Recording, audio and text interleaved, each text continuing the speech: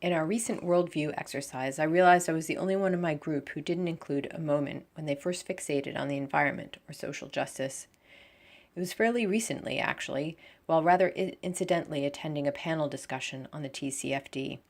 This institutional investor-supported quest for transparency on corporate ESG practices gave me a framework for three key areas of interest: the environment, the social fallout of globalization and automation, and the short-termism of investors. Captivated by the potential of this movement, I started my quest for a role to play. For a topic still new to so many, there were already ranks of professionals involved. It was my search for a way to establish credibility that led me to the wider discussion of sustainability and the BARD program. One semester in, trying to define my leadership practice conjures up that now familiar bathtub analogy of stocks and flows. In my case, the drain is clogged, and new considerations and ideas are overflowing everywhere.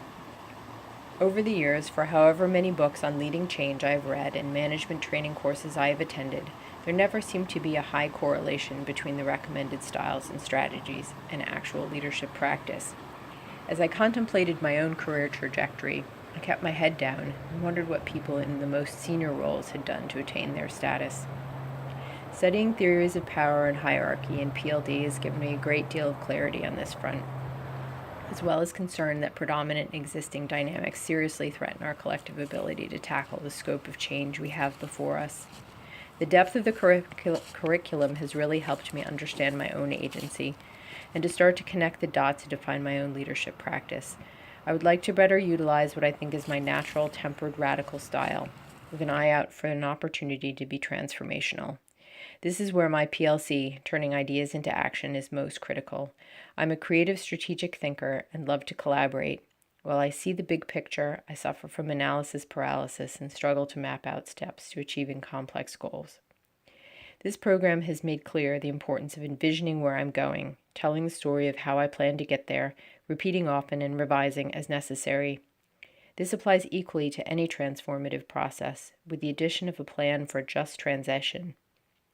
Making clear how change is possible, not just that it is needed, is key to overcoming resistance to change and engaging enough hearts and minds to achieve a tipping point.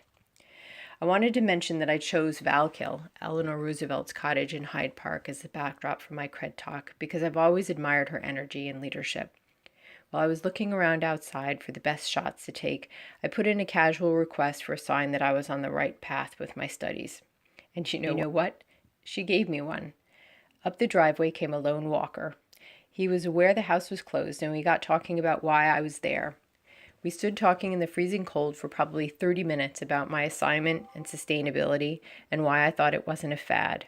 He was pretty skeptical about the viability of renewable energy, but we did connect on the point of there being too much stuff. I sensed he just couldn't envision how industry could possibly transform.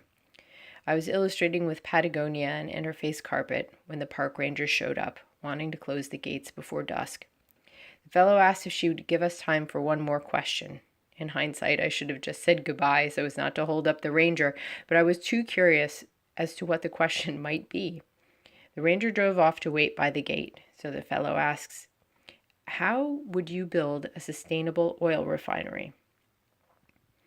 Now, he was a smart guy, and I can't help wondering whether he was pulling my leg a bit, or perhaps pointing out that I might be overlooking a win-win situation.